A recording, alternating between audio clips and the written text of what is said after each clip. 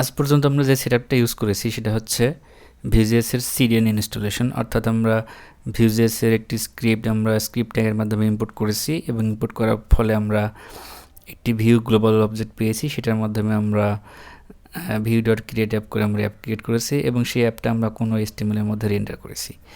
তো এই সেটআপের মাধ্যমে Vue.js ইউজ করলে কিছু প্রবলেম আছে। যদি আমরা অনেক বড় প্রজেক্ট ডেভেলপ করতে চাই তাহলে আমরা এই সেটআপে অবশ্যই করব না। এটার জন্য আমরা ইউজ করব হচ্ছে Vue CLI স্ট্রাকচার দিয়ে একটা প্রজেক্ট সেটআপ করে দিবে, আমরা সেটা ইউজ করব। তো CLI মিনস হচ্ছে কমান্ড লাইন ইন্টারফেস। কমান্ড লাইনের মাধ্যমে আমরা একটি প্রজেক্টের স্ট্রাকচার পাবো, সেই স্ট্রাকচারের ফলো করে আমরা কিছু প্রজেক্ট করব। সেটাতে কিছু সুবিধা আছে এবং এই সিডেনের কিছু অসুবিধা আছে, তো সেটা আমরা আজকে বোঝার চেষ্টা করব।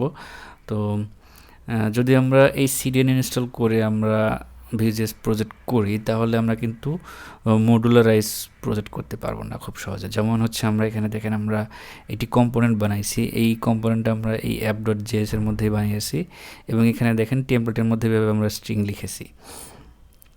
আমরা যদি চাই যে বিভিন্ন ফাইলে আমরা বিভিন্ন কম্পোনেন্ট বানাবো এবং সেগুলো আমরা বিভিন্ন পেজে বিভিন্ন জায়গায় রেন্ডার করব, সেটা কিন্তু সিডিএন ইনস্টল করে খুব সহজে করতে পারবো না। এবং এখানে দেখেন আমরা স্ট্রিংয়ের মধ্যে আমাদের HTML কোডগুলো লিখতেছি, এটা আইডি কিন্তু এটা খুব ভালো সাপোর্ট দিচ্ছে না। এখানে আমরা বুঝতে পারতেছি না যে কোনটা ট্যাগ, কোনটা ইন ট্যাগ, কোনটা অ্যাট্রিবিউট, খুব সহজে বোঝা যাচ্ছে না।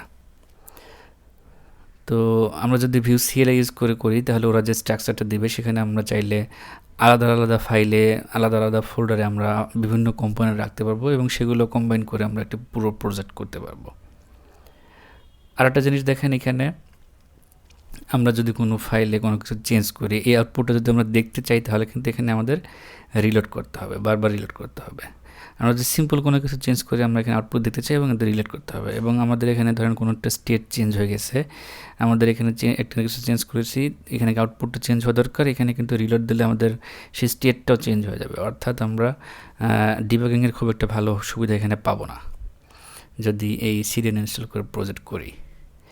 আর যদি আমরা CLI ইউজ করে আমরা প্রজেক্ট করি তাহলে আমাদের যে কোনো চেঞ্জ করলে সেই ফাইলটা সেভ করার সাথে সাথে আমাদের ইনস্ট্যান্টলি এখানে চেঞ্জটা আপডেট হয়ে যাবে, পুরো পেজ রিলোড হবে না, আমাদের বারবার রিলোড করে করে চেক করতে হবে না যে আমাদের কী চেঞ্জ হয়েছে। এছাড়াও আরেকটি ফিচার দেখেন, এখানে আমরা যখন CLI দিয়ে প্রজেক্ট করি এটার আউটপুট দেখার জন্য আমরা এই ফাইলে রাইট ক্লিক করে ডাবল ক্লিক করে ওপেন করি, এখানে কিন্তু ফাইল URL এর মাধ্যমে ফাইলটা ওপেন হয়েছে, ফাইল প্রোটোকলের মাধ্যমে এটা ওপেন হয়েছে। এবং ফাইল প্রোটোকলের মাধ্যমে কিন্তু আমরা জাভাস্ক্রিপ্টের সব সুবিধা পাই না, যেমন আমাদের রাউটিংয়ের ক্ষেত্রে কিছু লিমিটেশন আছে। এখানে ডাইনামিক্যালি যদি আমরা কোনো কিছু রিসোর্স লোড করতে চাই, জাভাস্ক্রিপ্ট ফাইল বা ইমেজ, সেগুলো কিন্তু আমরা সিডিএন ইনস্টলেশনে খুব সহজে পাবো না। বাট আমরা CLI ইউজ করলে আমাদের প্রজেক্টে আমার একটা স্ট্রাকচার করে দেবে, সেখানে আমাদের এই সুবিধাগুলো পাওয়া যাবে খুব সহজেই, জাভাস্ক্রিপ্টের সব ফিচারগুলো ওখানে পাওয়া যাবে। এছাড়া দেখেন আমাদের এখানে কিন্তু আমরা যে গ্লোবাল ভিউ অবজেক্টটা পাইছি, এখানে দেখেন Vue.js ইনস্টল করার পরে আমরা গ্লোবাল ভিউ অবজেক্টটা পাইছি।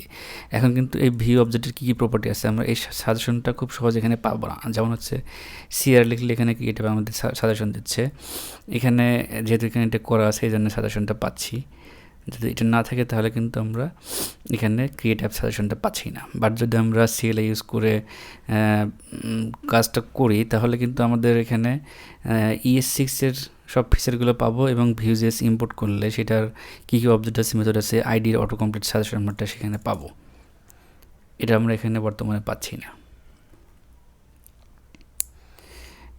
এছাড়াও মডার্ন জাভাস্ক্রিপ্ট ES6 বা তার উপরের ভার্সনগুলোর যে ফিচারগুলো আছে, লেটেস্ট ফিচার, সেই ফিচারগুলো কিন্তু আমরা এখানে ইউজ করতে পারতেছি না। আমরা ইম্পোর্ট এক্সপোর্ট ডিফল্ট এই টাইপের কিছু ফিচার আছে যেগুলো আমরা বিভিন্ন জায়গায় আলাদা আলাদা ফোল্ডারে প্রজেক্ট করে মানে কম্পোনেন্ট ক্রিয়েট করে সেগুলো ইম্পোর্ট করে আমরা কাজ করতে পারি, সেই কাজগুলো কিন্তু আমরা এখানে করতে পারতেছি না Vue CLI প্রজেক্ট ছাড়া। আর একটা বড় অসুবিধা আছে, সেটা হচ্ছে আমরা যখন এইখানে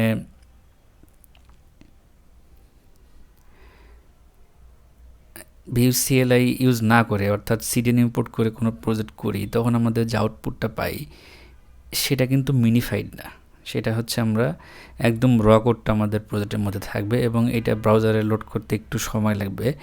এছাড়া এখানে আরেকটা জিনিস আছে, সিএলআই ইউজ করলে সিএলআই না, মানে সিডিএন ইনস্টল করে প্রজেক্ট করলে এখানে ভিউজেস ইন্টারনালি ইভাল নামে একটি জাভাস্ক্রিপ্টের ফাংশন আছে, সেইটা ইউজ করে। তো ইভাল ফাংশনটা কি সেটা চাইলে আপনারা গুগল করে দেখতে পারেন। এটা হচ্ছে আসলে কি করে, একটি জাভাস্ক্রিপ্টের স্ট্রিং তাকে এক্সিকিউট করতে পারে। ধরুন আপনি একটি স্ট্রিং ভেরিয়েবলের মধ্যে কোনো জাভাস্ক্রিপ্টের কোড আছে, সেটাকে ইভ্যাল করে ইউজ করতে পারে। তো এইভাবে আসলে এইখানে সিডিএন ইনস্টল করে কাজ করলে ইভ্যালের মাধ্যমে আমরা বিভিন্ন রকম আউটপুট দেখতে পাই। এটা পারফরমেন্সের একটা হিউজ ইস্যু। জাভাস্ক্রিপ্ট সবসময় বলে যে ইভ্যাল ফাংশনটা না ইউজ করতে, বাট সিডিএন ইনস্টল করলে ভিউজেস ইন্টারনালি ইভ্যালটা ইউজ করে, যার জন্য আমাদের অনেক স্লো পারফরমেন্স এখানে পাবো।